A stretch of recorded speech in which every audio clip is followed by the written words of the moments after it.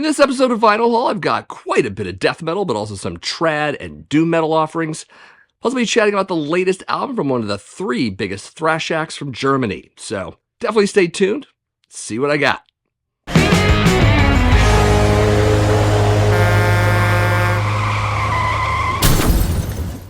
First up is the sixth studio album from Dutch death metal band Severe Torture. This is Torn from the Jaws of Death, released in 2024 by Season of Mist. So the album opens with The Death of Everything, which brings in the blast right away with some vocal cadence that's a bit of an early Morbid Angel meets Deicide fusion, but also fairly coherent. And I'm catching another excellent example of this in Putrid Remains, which has a very strong and powerful vocal performance, specifically in the chorus. As we go through the record, we get more of that, along with some old-school death metal mixed with that of the brutal variety. However, no pig squeals or slam moments here to be sure, just pulverizing death with some moments of technicality, but also cool melodic souling that could liken to something between Nihil and Testament, notably in The Death of Everything, and Through Pain and Emptiness. Certainly catching some of that Morbid Angel influence in the occasional tremolo run for sure, not to mention in some of the angular riffing. Check out the Pinnacle of Suffering for more obvious examples of that. But the solos serve well to break things up as well. I should also mention the drumming here, which is not just blasty, but also full of solid switch-ups, fills, and double bass madness. The drumming variety is another factor in how they keep things from getting stagnant. Anyways, vinyl variant on this one is 1 LP, transparent red with black marble, limited to 200 copies.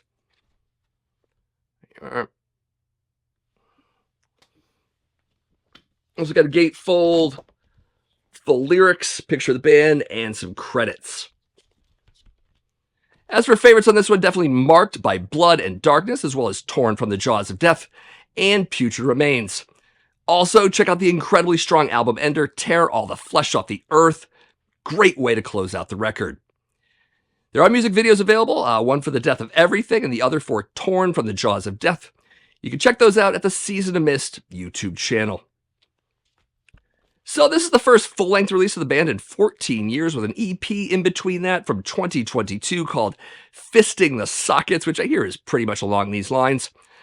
I've also heard some really good things about their 2000 album, Feasting on Blood, so I might need to check that one out soon. In the meanwhile, this latest release is full of brutal and blasty old-school death, with some variety sprinkled throughout. The soloing is certainly top-notch, and the vocals are totally killer. Overall, a solid release, and one that makes me want to hear more in their catalog. Next is the latest EP from American death metal band Xibalba. This is Aztlan, released in 2023 by Closed Casket Activities. So the EP begins with some guitar feedback and ranting in Spanish, jumping quickly into a crunching riff, pounding drums, and random echoing squeals. Then the track starts proper with a killer headbanging riff replete with groove-laden bends, pick scrapes, and palm mutes. Vocals are angry, yelly, and distorted and would fit easily in both the death and industrial metal worlds. In fact, even in the riffing, I'm catching a little 90s industrial metal in general, but run through a filter of hardcore-influenced death metal, the latter which more evident in the breakdown moments. Some of the guitar tone might bring older war metal acts to mind, including early Bolt Thrower, though more in tone than overall style. There's also a somewhat doomy side to this band, bringing an occasional creep into the death metal, especially in the track The Place of Fear. Solos range from whammy and shreddy all the way to dark and atmospheric. Really dig that in the final track, Aztlan. It starts out death doom, but then just punches into some serious hardcore death that was simply made for the pit, making this EP definitely going out strong. Anyways, vinyl variant on this one is 1 LP, Golden Nugget. It is limited to 700 copies. Also an etching on the B-side. You can kind of view it either which way. There you go. Also a lyrical insert. Lyrics on the one side rather, and then pictures and credits on the reverse. As for favorites, definitely The Place of Fear and Aztlan. Both great tracks, you should check them out. Anyways, back in 2021 when I covered their Años and Infierno album, I was definitely taken with this band's aggression and heaviness. But with this EP, I'm hearing some darker content, and I'm thinking I like this slight shift in direction from them well enough to want to hear what comes next. If you dig a band like Mammoth Grinder, but by way of the more non-blasty side of Brujeria, I'm pretty sure Xibalba will be straight up your alley. Next up is the third studio album from Swedish heavy metal band Helvetets Port. This is Warlords, released in 2024 by High Roller Records. So the album kicks right in with Black Knight. It's a solid rocker with power-influenced falsetto vocals and a steady, simple riff. It's probably good to mention here that the strength of this band is in its simplicity, but also in some seriously catchy choruses and guitar lines. You certainly get more than a wink and nod to the Nawabum era, but also some US power metal riding side saddle. Lots of twin harmonics and noodly leads, notably in Wasteland Warrior and Key to the Future. Really digging the bass lines throughout, providing some cool runs and fills. And since the mix is well balanced, you really get to hear those bass lines pretty well. Check out Mutant March for more of that. And speaking of separation, there's zero sameness here, as each track has its own identity, and the flow of the record is pretty solid as well. Most of the songs here are in English, though two of them, whose names I will not pronounce, are in their native Swedish tongue, just in case you're wondering why you can't understand the lyrics. Unless you're Swedish, of course. Also, it's likely that the translation from Swedish to English might be providing some unintended humor, and I think the lyrics to Legions Running Wild are a perfect example of that. Check those out when you have the chance. One thing I noticed about the vocals is that the frequent vibrato moments are stylistically similar to Warrel Dane of Sanctuary and Nevermore fame, though maybe not quite up to that exact caliber. Even still, some great vocal melodies and catchy enough to sing along with, if you're so inclined. Anyways, vinyl variant on this one is 1 LP. Oxblood, it is limited to 300 copies. There were other variants, Classic Black as well as White Black Marbled, if you're interested in those. Also an insert, pictures and lyrics on one side, pictures and the rest of the lyrics on the other. Favorite tracks on this one, definitely Black Knight, as well as Mutant March and Cry of the Night. Very good stuff. You should check all three of those out. So some solid and simple traditional heavy metal with hard rock catchiness and strong power leanings. And if you're digging the Swedish variant of modern trad metal, such as bands like Century and Lethal Steel, you're definitely going to dig Helvetets Port as well. Next is the 10th studio album from Greek Gothic death doom band on Thorns I Lay. This is on Thorns I Lay, released in 2023 by Season of Mist. So ethereal moans and distant winds bring you into the album, transferring over to a string section, and then the death doom drops in with a slow and crushing but melodic riff underneath throaty and anguished death growls. And the vocals really do keep this rooted in the death side of things.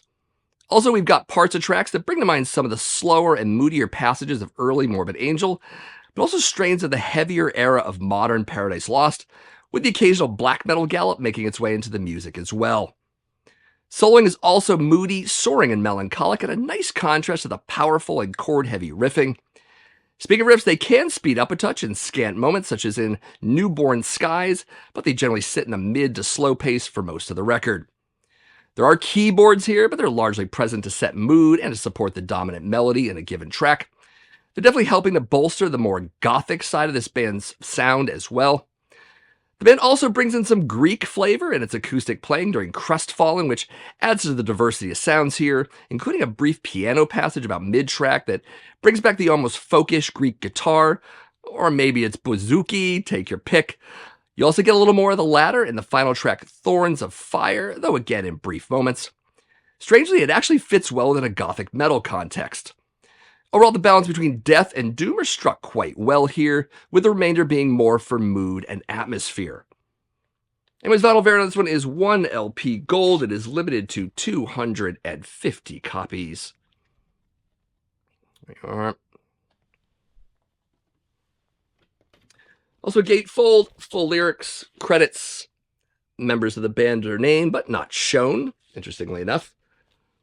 Favorite tracks, definitely Fallen from Grace, also Crestfallen, and especially Thorns of Fire. Maybe check that one out first. Music videos available for Thorns of Fire, as well as a lyric video for Fallen from Grace. You can check both of those out at the Season of Mist YouTube channel. So I'm a bit new to this band. I really had to do some research as a result. What it came to is that there has been some variety in their stylistic approach over their 30-year history. They do manage to maintain the dark gothic tones that they're known for. In any case, I'm curious to check out the rest of their catalog if this record is even a vague indicator of what I might expect. Definitely enjoyed this album a lot. Will no doubt get it repeat spins. Check it out. Next up is the third studio album from Russian death metal band Pyre. This is Where Obscurity Sways, released in 2025 by Osmos Productions. So a doomy and crushing riff kicks things off, interspersed with pull-offs and tremolo picking, but then the whammy insanity and the 4-count come in, and the thrashing begins. In fact, Pyre really do bring elements of thrash and black into their death metal, with vocals hovering somewhere between Asphyx and Obituary, but in other moments some of the more super low gutturals of Grave. Speaking of whom, there's certainly some Swede death influence in here with the soaring solos, the guitar tone, and those slower moments, but also in the manic passages with breakneck speed soloing. Digging a lot of the twin harmonic segments, such as in Domains of the Nameless Rites. There are also 2 short instrumentals on here, both Wandering and Descending, running from a minute to a minute and a half long, serving more as brief and simple interludes than anything else. Some listeners might find them a tad unnecessary. Anyway, some folks have mentioned a cleaner sound on this record, and I'd say I'm hearing more of that in the soloing than anything else. Still, plenty of brutality, so no worries at all. Also a decent amount of variety between melodic, doomy, thrashy, and all-out crushing death assaults. Anyways, vinyl variant on this one is 1 LP, white, brown marbled. It is limited to 300 copies.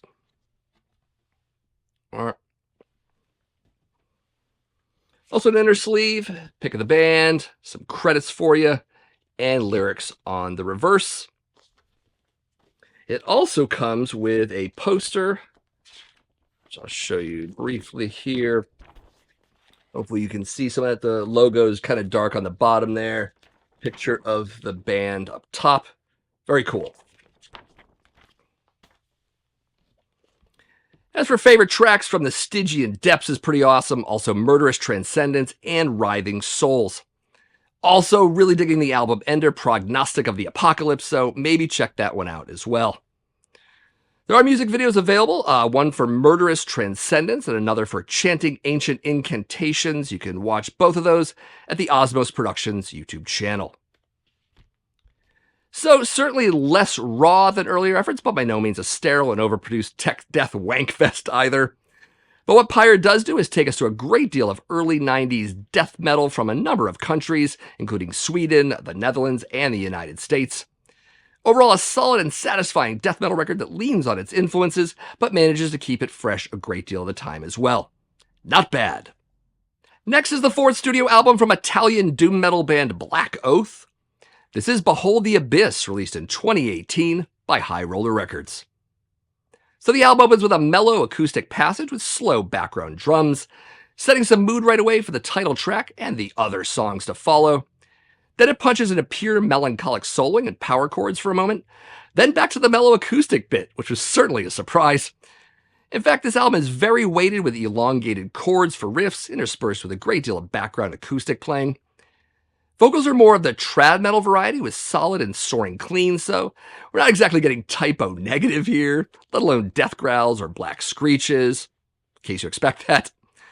Black Oath leans a lot more on their epic melodic side with atmospheric guitars and dreamy solo work, but they also know when to bring in a heavy riff or two. You definitely should check out the latter half of Chants of Aradia for some of that heaviness. Also, I'm catching bits of classic metal in some of the riffs and overall guitar melodies, including scant moments of 80s Queensryche and post-Gillan Sabbath. But then solo styles loosely tied to those of the Peaceville 3 come in, and you're reminded of the band's gothic side a bit more. Also, we get a guest vocalist on the track Once Death Sang. That's reedy occulty singer Elisabetta Marchetti. She does a competent job on the track and supports their lead singer quite well. Speaking of singing, I really dig the choral vocals towards the end of Profane Savior, which definitely give off some strong Diary of a Madman vibes. Also, only 6 tracks here, with lengths ranging from 5 to 9 minutes apiece, bringing the total to almost 42 minutes. So, not too long, not too short. Perfect. Anyways, vinyl variant on this one is 1 LP, hot, pink, magenta. It is limited to 350 copies. All right.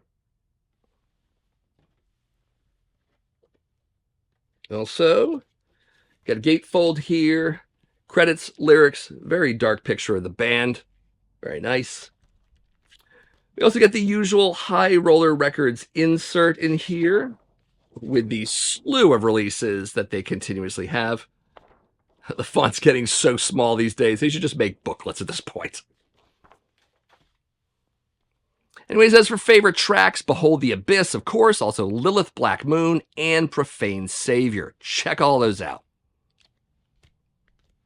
So if you're looking for a band somewhere between Candlemass and Crypt Sermon, but also with a conspicuous melodic trad metal flavor, you might dig Black Oath. I dig this, but I can see where more extreme metal fans might not. So check it out if interested. Next up is the 16th studio album from German thrash metal band Destruction. This is Birth of Malice, released in 2025 by Napalm Records. So the record opens up with the instrumental title track. It's about a minute long and is basically a beating heart, low ambience, and a ponderous acoustic passage. Then a creepy backwards voice fades into the mix, and then the pummeling thrash just kicks right the hell in with the track Destruction. And I'll tell you, when Schmier hits that classic scream of his, I literally got goosebumps. Anyways, we've got staccato chugs and gang vocals galore in that epic German metal way. Also, it's nice that they have a theme song now, and it's almost a lyrical nod to what Sodom did with 1982, the whole looking back thing. Definitely dig it. Probably because I too am old and remember the time period just as fondly. As for the rest of the record, the overall production is clean in the sense of good separation and bringing the heaviness to the fore, so nothing is really lost in that regard. The solos throughout are ripping and at times at ludicrous speeds. Cyber Warfare is particularly good at showing off some of that speed, but to be honest, it's kind of everywhere on this record. I'm also catching some of that old school destruction in parts of tracks, and No Kings, No Masters certainly has some of that, which of course I love. Also interesting is that the chorus of Evil Never Sleeps sounds very modern Creator to me. Granted, I'm familiar with the German bands having some cross-pollination in their sounds in modern day, so I'm not entirely shocked. Anyways, the album ends with a cover tune, namely Fast as a Shark, originally by Accept. Kinda love how it starts with the same scratched record intro that Accept used. Anyways, the song is a de facto thrash tune as it stands, so porting it over to Destruction's core sound wasn't exactly a stretch. Overall, it's a pretty solid cover, but also follows the original fairly close. Not too bad. Anyways, vinyl variant on this one is 1 LP, red with black splatter. It is limited to 200 copies and a Napalm Records store exclusive. All right. Also, gatefold with picture of the band and some credits. Very nice, cool shot. We also get an insert with some really great art of the band. Kind of dig that. Also lyrics and all of that on the reverse. Favorite tracks on this one, definitely Destruction. I would definitely check that one out first. As well as Scumbag Human Race, really cool tune, and Chains of Sorrow. Also, for some reason, I'm seeing a lot of incorrect vinyl track order listings all over the internet, and so I'm wondering if this order was a last-minute decision and everyone else is going with a pre-released list. If you know the story, let me know because it is a bit strange. Anyways, music videos are available for Destruction, No Kings, No Masters, Scumbag Human Race, and Angst. Or Angst. I just love how they say Angst. Anyways, find those at the Napalm Records YouTube channel.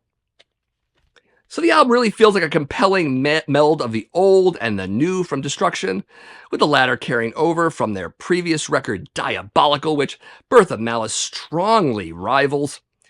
As far as the Teutonic 3 go, Destruction still stands on top for me, with the other two bands closely behind. And given this latest album, the band seems poised to retain that position, as this is a killer record. Possibly a top 10 entry come end of year. We'll see. So some solid releases this time around, which does remind me. I did buy quite a few records recently, and I'm waiting for them to come in. I was wanting to cover the latest Sacrifice album, but it won't arrive until the day after I record this, and this episode has already been bumped a week, so April it is. I'm also having trouble getting the latest Maceration album I ordered, as the distro is confused as to where my order went. So I have to fight with them some more and hope to have that in either April or May's episode. We'll see. Of course, this is the part where you let me know what you think of the albums I just covered. Maybe you have other favorites from these bands, or maybe you have a bunch of new albums that you'd like to mention or chat about. You should definitely let me know that, or even what you're enjoying on streaming music services these days, in the comments below. Always love hearing from you. Of course, if this is your first time to my channel, my name is Matt. This is the Accusation Network, where each and every week I do videos on metal vinyl collecting, but also classic and modern metal in general. If you haven't subscribed to my channel yet, you should definitely do that. You should also look how early I am with like, there it is. And of course, share my videos out with some of your friends on social media. Anyways, thank you for watching, and I'll see you in the next video.